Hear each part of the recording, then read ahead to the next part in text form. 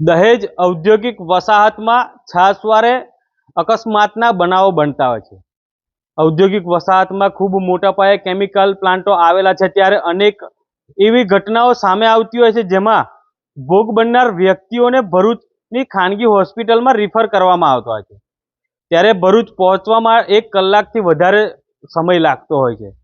ત્યારે આ 1 કલાકથી વધારે સમય લાગતા ઘણા એવા જે કહી શકાય કે ભોગ બનનાર વ્યક્તિઓ પોતાનો દમ તોડી દેતા હોય છે, ઘરના મોભી ઘણા લોકો ગુમાવી દેતા હોય છે।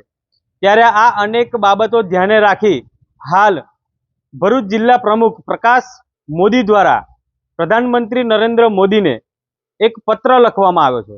મુખ્યમંત્રી ભૂપેન્દ્ર પટેલને પણ એક પત્ર લખવામાં આવ્યો છે, જેમાં આ તમામ બાબતોનો ઉલ્લેખ કરવામાં આવ્યો છે।